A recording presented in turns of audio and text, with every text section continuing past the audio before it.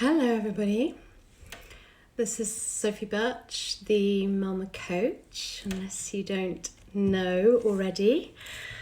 And after my rant this morning while I was on my beautiful sunny walk, I got some inspiration this morning and realised that all this stuff in my head about emotional preparation in pregnancy is, it's no good if it's in here. It has to be out in the public eye. Hello, hi, thanks for joining me. So this live is all about emotional preparation for parenthood. This is what's on my mind a great deal at the moment, has been for many years. I've been a mother for 14 years and I have 4 children. I've got 4 boys. My last babies were twins. And I have worked in the birth and baby world for 13 years. Hi, Nikki. Thanks for joining.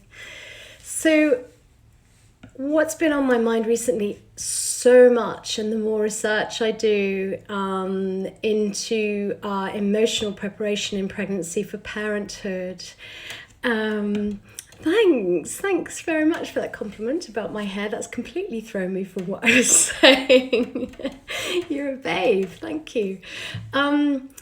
Is really that obviously starting or growing a family is a milestone for everybody, essentially. It's a huge deal, but it can be a very stressful time for many, many reasons. And many parents we are seeing are experiencing mental ill health, mainly because we are now not in situations where we've got the support that perhaps we need postpartum.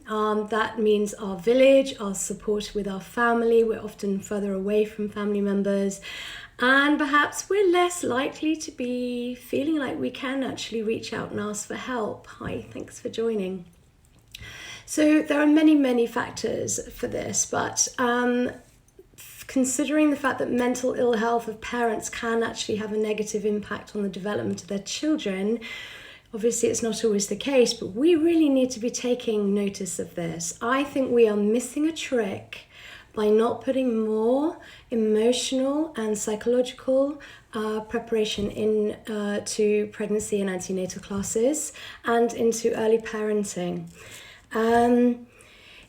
Essentially, by doing so, we are helping ourselves to not only build resilience or emotional resilience, which we need when the curveballs hit of parenthood, especially early parenting, when we're at our most vulnerable and we're at our most tired.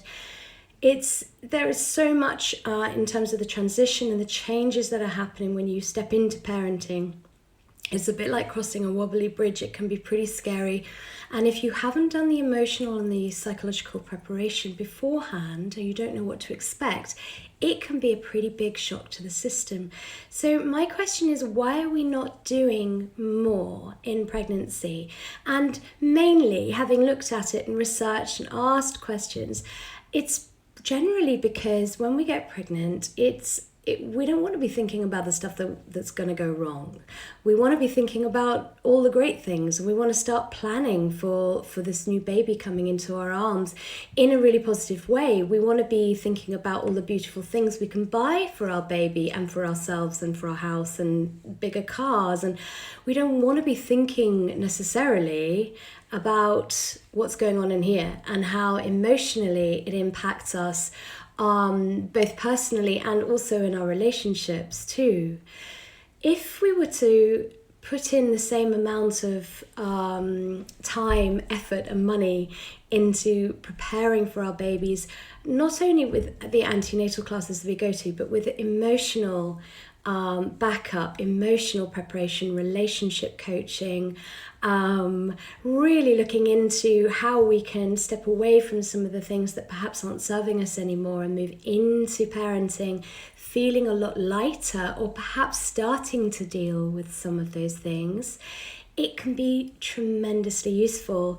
Having a baby brings up so much from our past. It makes us question a lot about the way we were parented as well. Hello, Maya. Hello, everybody. Thanks for joining. And so by reflecting on this in pregnancy, we can kind of lessen the shock factor, essentially. We can step into parenting feeling more prepared, more accepting, and more ready for those moments when we're not feeling our best. And also perhaps to lower our expectations as well. We step into parenting, if we don't think about these things, with very high expectations of ourselves, of how we're going to cope, also high expectations of our partners perhaps, and of how really we're going to be in parenting. So if you can put some prep in beforehand, then think about how you will be stepping into parenting or becoming that parent just kind of more ready, more willing to say, okay, let's see what you got. We know we can't be perfect. Perfectionism is a real issue in early parenting because of the jobs that we do. We go from working very, very hard in our careers to having to stop that for a while as we become parents. But all of that perfectionism and that busyness and that achieving, overachieving in lots of ways, actually, doesn't leave us unless we put the preparation in before the babies come, or we understand that, okay, so what do I need to do because I know I'm going to be feeling restless. I know I'm going to be feeling not good enough. I know I'm going to be questioning everything. So what can I do about it?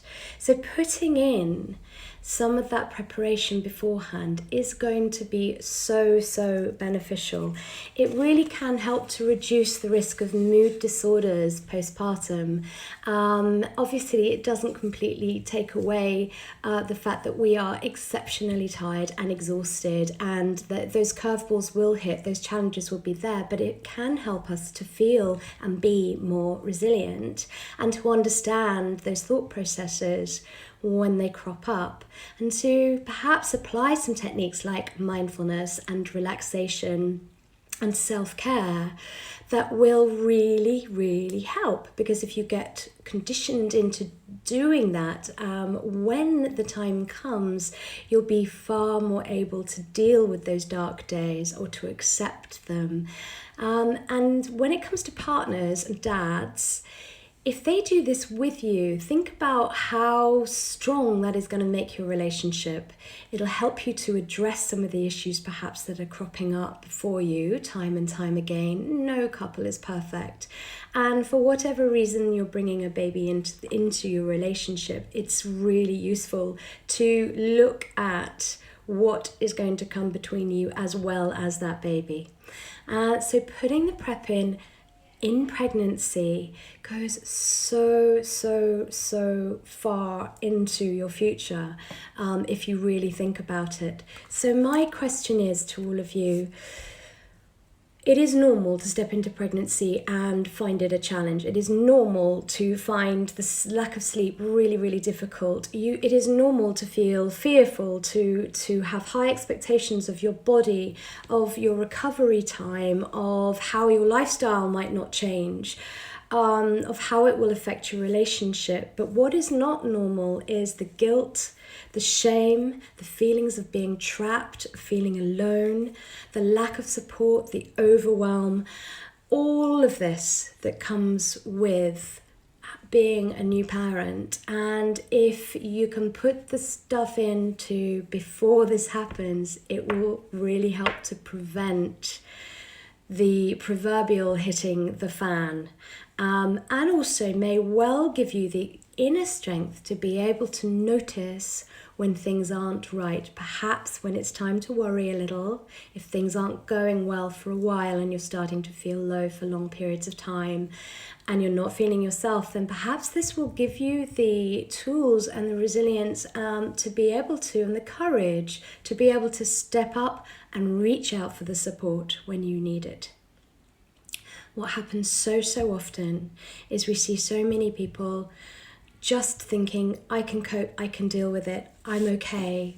And the reality is that approximately 68% of women and 57% of men with mental health problems are parents. So think about that. The most common mental health problems experienced during pregnancy and after birth are anxiety, depression, and post-traumatic stress disorder. And around 10% of all new fathers worldwide experience postnatal depression. And a study, 2013 and 2014, found that 38% of first-time fathers are concerned about their mental health. Now, there is a lot of stigma attached to mental health issues. Now, mental health is mental health. We all have mental health. But there's a lot of stigma attached to mental ill health, especially with men. And it is even harder for men to reach out and speak about how they feel. But looking at these stats, we've got a bit of an issue going on here. So why are we in denial in pregnancy that we need to actually put some effort in to helping ourselves on a psychological level, an emotional level, so that when we have our babies in our arms, we are much more prepared and much more able to be, supporting each other and reaching out for the help when we need it, knowing where to ask for the help. So my new course that I've created, it's a guide actually, less of a course, more of a guide that includes all of this that I'm talking about. It talks about so many issues that we deal with, emotional issues as we become parents. It talks about the transition into parenting, recovery, healing. So all the kind of emotional stuff that happens for both parents that we just don't often talk about enough, and that can be a big shock to the system when it hits. Okay, so I believe very, very much that if we do this in pregnancy and in early parenting, we're going to have a lot more happier people, a lot more content, a lot more mentally balanced parents out there. And as a result, our children are going to model this. Our children are going to see this. Babies pick up on everything, okay? So I don't want you to feel guilty about that at all. Believe me, otherwise I'd be feeling terribly guilty all the time, and I do a lot anyway because it's part of parenting. But our children pick up on everything. So if you can be mentally, psychologically more in balance and more able, equipped with things to do to help you, knowing what to do to help yourself, then your kids are going to do the same. They're going to see this. They're going to model it. They'll mirror you. And how lovely is that? What a wonderful gift that you're giving to not only to yourself, to your future, and also to your children and their future too. So my course that I'm launching online, the guide, sorry, I keep calling it a course, it isn't, is going to be free for the pilot, essentially, when I launch it on the 20th of January. So I'm opening this up to everybody. Please do tell as many people as you can, anybody that it might suit.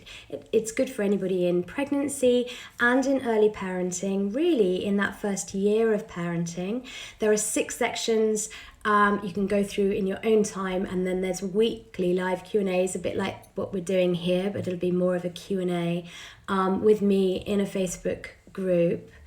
So let me know, DM me or email me at sophie@themamacoach.com. So Mama Coach is MAMMA coach.com, and I'll sign you up and I'll send you all the details in the next few weeks. It's going to be great, and I would love to invite you to join me for completely free. And when it isn't free, which will be in March, when I actually start selling this thing, hopefully, it'll only be £35, and £5 of that is going to go to Pandas Foundation Mental Health charity, the perinatal mental health charity, because they do such brilliant work and I am 100% behind them. So, anybody got any questions? before I go off and help put the kids to bed, because I can hear them thundering above me. Oh, well, listen, no questions, that's absolutely fine. Thank you so much for joining me. I've rambled on, but I am very, very passionate about this. And let's stop being in denial about this, okay? Let's look at it in a positive light. Say, instead of thinking, oh, I don't want to go there with the mind stuff, let's think about this being a really positive aspect of birth and baby preparation, that you're putting in the effort to ensure that you can be mentally balanced throughout. Okay, off I go. Take care, guys. Lots and lots of love to you all. Peace.